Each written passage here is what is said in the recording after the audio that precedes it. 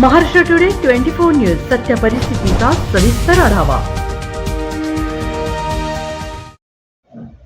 Ragging केल्याप्रकरणी घाटीच्या MBBSच्या 3 विद्यार्थ्यांना केले निलंबित। कनिष्ठ विद्यार्थ्यांची रॅगिंग केल्याप्रकरणी घाटी रुग्णालयातील 3 वरिष्ठ विद्यार्थ्यांना 6 महिन्यांसाठी निलंबित केले आहे। त्याचबरोबर त्यांना 25,000 रुपये दंड ठोठावल्याची माहिती अधिष्ठाता डॉक्टर शिवाजी सुकरे यांनी दिली।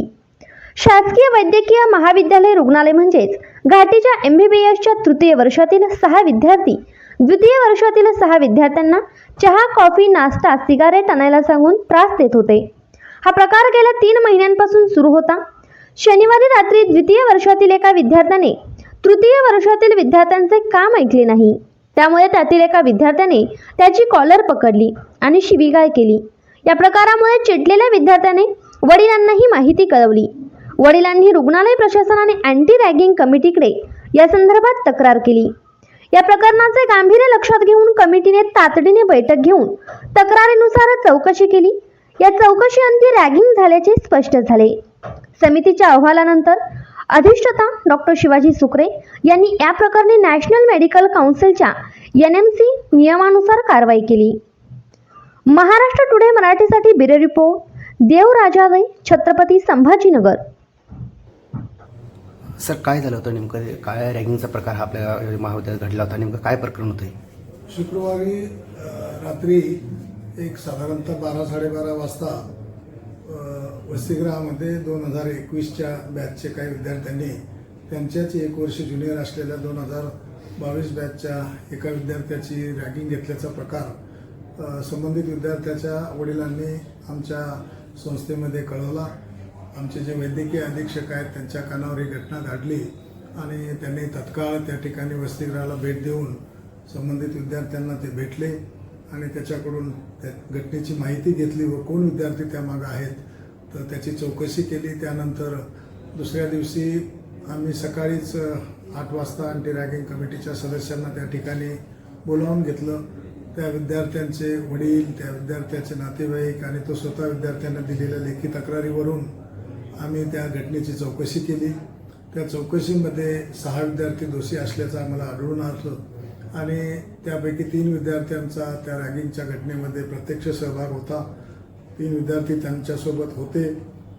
त्यामुळं अँटी रॅगिंगचे जे नॅशनल मेडिकल कमिशनचे जे ॲक्ट आहे तर त्याच्यानुसार त्या 6 विद्यार्थ्यावर कारवाई करण्यात आली।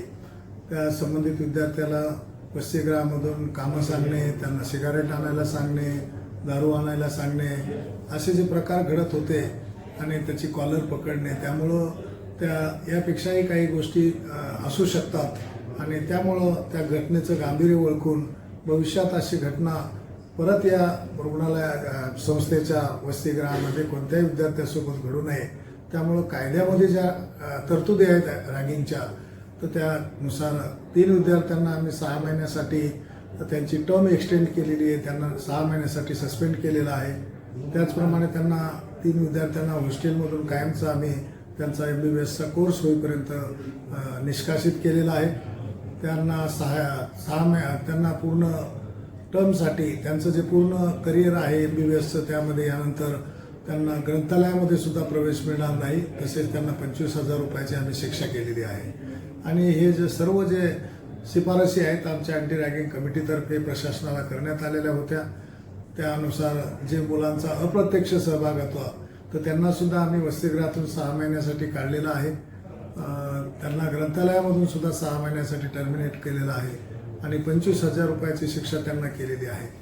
त्यानंतर त्यांच्या आई वडील असतील, पालक आहे, आजोबा, बहीण असे जे कोणी नातेवाईक आहेत त्यांना आम्ही सोमवारी या संस्थेमध्ये प्रत्यक्ष बोलून त्यांची काउन्सिलिंग केली, त्यांना समजून सांगितलं आणि त्यांच्या मुलांनी केलेली जी ही चूक होती ती परत त्यांनी करू नये, नाहीतर यापेक्षाही कठोर कार्यवाही प्रशासन करायला मागं पुढं बघणार नाही अशा सूचना आम्ही त्यांना दिलेल्या आहेत। त्यांची काउन्सिलिंग केली, मुलांचीही काउन्सिलिंग केली आणि यापुढं अशा घटना जर घडल्या तर एखाद्या विद्यार्थ्यांचा प्रवेश रद्द करण्यापर्यंतची कारवाई करण्यासाठी प्रशासन मागं पुढं बघणार नाही। विद्यार्थ्यांनी थेट पालकांपर्यंत त्यांनी ती कंप्लेंट केलेली आहे. मात्र तक्रार केली. सर्वात महत्त्वाचा विषय समिती जी असते, समितीचं काय नेमकं, समिती हा सक्रिय आहे की नाही असं दिसतं.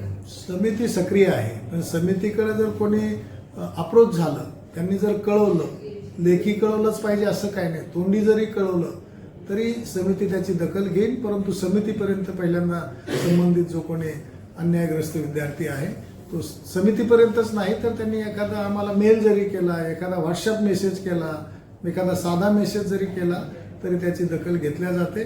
आणि मी स्वतः महाराष्ट्रामध्ये नायर असेल, धुळ्याचं मेडिकल कॉलेज असेल, वसईच्या मेडिकल कॉलेज असेल, अशा अनेक ठिकाणी मी स्वतः इन्क्वायरी केलेली आहे.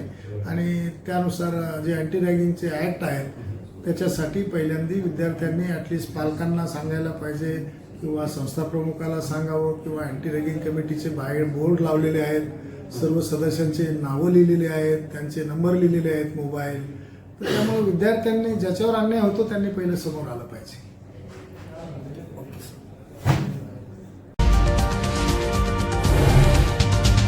आजच महाराष्ट्र टुडे 24 न्यूजला सबस्क्राईब करा आणि सत्य परिस्थितीचा सविस्तर आढावा पहा.